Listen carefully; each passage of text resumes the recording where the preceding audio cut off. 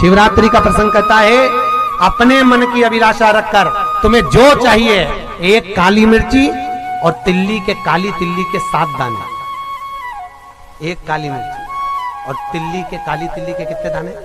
7 दाने हथेली में रखकर अपनी कामना कर कर मन से अपने मन की बात को कहकर शंकर भगवान के शिवलिंग पर चढ़ा दीजिए। आपकी मनोकामना, कहते हैं हर महीने शिवरात्रि आती है, इस शिवरात्रि पर, मुख्य शिवरात्रि पर चढ़ाओगे, अगले महीने की जब शिवरात्रि आएगी तो आपकी मनोकामना पूरी हो जाएगी। एक काली मिर्ची और 7 काली तिल्ली के दाने, मात्र 7। महाराज, जिसके घर में क्लेश रहता हो, बहुत ज्यादा लड़ाई झगड़े हो रहे हैं, सास बहू के झगड़े, ना बहू कुछ सुनने को तैयार ना सास सुनने को तैयार, और घर में बेचारे पुरुषों की आफत, यहाँ भाई भाई झगड़ रहे हो, सास बहुएं झगड़ रही हो, कुछ मत करिए। गेहूं की बाली को तोड़ो। गेहूं की बाली जानते हो ना, जिसमें आप लोग तो गेहूं की बाली को तोड़ना है, और बाली 7 बाली तोड़कर अपने घर में घुमाकर अपने घर का नाम और गोत्र बोलकर उसको शंकर को समर्पित कर दीजिए। जिंदगी में कभी सास बहू का झगड़ा नहीं होगा महाराज। शिवरात्रि के दिन उसको समर्पित करिए, आपके घर में कभी क्लेश नहीं बच सकता। और शिवरात्रि के दिन रात्रि को 12 बजे शंकर भगवान पर एक धतूरा चढ़ा दो। क्या चढ़ाना है? जम के बोलिए जरा। धतूरा। ये शंकर भगवान को धतूरा चढ़ा दो। 12 बजे रात्रि को शिव जी पे धतूरा चढ़ाओ, आधे घंटे तक धतूरा चढ़े रहने दो, और आप श्री शिवाय नमस्तुभ्यम का जाप करो। जिस शंकर जी पे धतूरा चढ़ाए उस मंदिर के बाहर बैठकर कौन सा मंत्र जपना है? श्री शिवाय नमस्तुभ्यम। फिर से बोलो, श्री शिवाय नमस्तुभ्यम। धतूरा चढ़ाकर श्री शिवाय नमस्तुभ्यम का स्मरण करिए। और जो दुकान नहीं चलती हो, घर में लक्ष्मी नहीं टिकती हो, खेत में फसल अच्छी नहीं आती हो, संपदा नहीं आ रही हो, बस उस धतूरे को लाल वस्त्र में बांधकर अपनी दुकान में, अपने व्यापार में, अपने घर में रात को 12:30 बजे उठाकर लाओ, और 4 बजे के पहले उसको अपनी दुकान, व्यापार, व्यवसाय में उसको बांध दीजिए। और अगर जो जमीन फसल सही नहीं दे रही हो, उस जमीन में ले जाकर गाड़ दीजिए। आपको जीवन में कभी तकलीफ नहीं भोगना पड़ेगी, लक्ष्मी बढ़ती चली जाएगी महाराज, संपदा बढ़ेगी। जो व्यक्ति ज्यादा बीमार रहता हो, बहुत बीमारी उसको घेरे रहती हो, परेशान रह रहा हो, बीमारी बनी हुई है, तो बोर चढ़ाइए। बेर, क्या बोलते हैं यहाँ पर? बेर की बोर, वो खाने वाला बेर जो होता है, उस बेर को 7 बेर ले लो, और 7 बेर को लेकर अपने ऊपर से घुमाकर शिवरात्रि की दोपहर के 12 बजे शंकर भगवान के शिवलिंग पर ले जाकर उस बेर को चढ़ा दीजिए। आपका रोग, आपकी बीमारी मात्र 3 महीने के अंदर समाप्त हो जाए। शिवरात्रि के दिन बेर चढ़ाने का बड़ा महत्व है। और शिवरात्रि पर चढ़ा हुआ वो बेर उठाकर ले आइए, और उस बेर को उठाकर रख लीजिए। मान लो किसी को उदर से जुड़ी हुई जब तकलीफ रहती है, पेट से जुड़ी हुई तकलीफ रहती है, पेट से जुड़ी हुई कोई भी प्रॉब्लम हो, अगर पेट से जुड़ा हुआ कोई भी रोग आपको लग गया और डॉक्टर की दवाई चल रही है, सारी औषधि चल रही है, जो शिवरात्रि पर आपने बेर चढ़ाया है, वो बेर अगर आपके यहां रखा हुआ है, वो बेर उस रोग वाले व्यक्ति को खिला दीजिए। आधे घंटे के अंदर पेट का दर्द, पेट की तकलीफ, पेट का कैसा भी रोग होगा, एकदम आराम लग जाएगा। उस बेर में इतना दम, इतना प्रबलता आ जाती है शंकर को, जो शिवरात्रि के दिन बेर चढ़ाया जाता है। वो केवल शिवरात्रि के दिन करने का होता है। कहते हैं जिसका व्यापार ना चले, व्यवसाय ना चल रहा हो, बहुत ज्यादा कष्ट में जीवन निकल रहा हो और बहुत ही ज्यादा तकलीफ हो रही हो, तो धतूरे को हल्दी में डुबोकर शंकर भगवान को शिवरात्रि के दिन रात को 12 बजे समर्पित करें।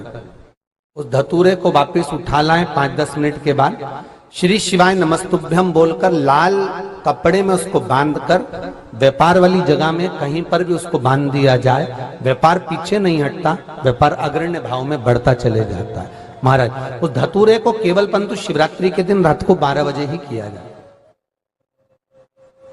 हल्दी में डुबोना पड़ता है।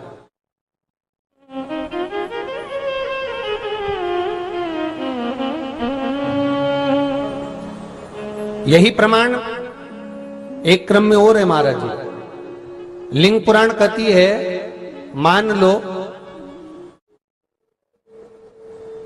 किसी व्यक्ति को कोई एक भारी बीमारी हो गई, बड़ा रोग हो गया, और वो रोग डॉक्टर कह रहा है कि ये ठीक नहीं होना है, बहुत तकलीफ उसमें है और कष्ट ही कष्ट है, वो ठीक नहीं हो रहा, दवाइयां लग रही, गोलियां खा रहे हैं, तो महाराज उसका भी वर्णन है।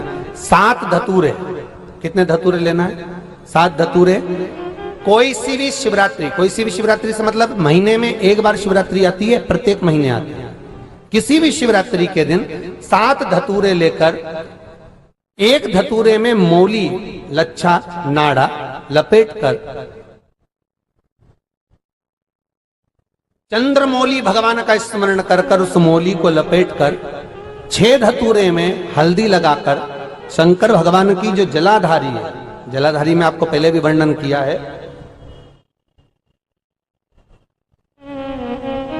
शंकर भगवान का ये शिवलिंग है, ये जलाधारी है, ये भगवान का जल निकलने का स्रोत, चरणारविंद का भाव।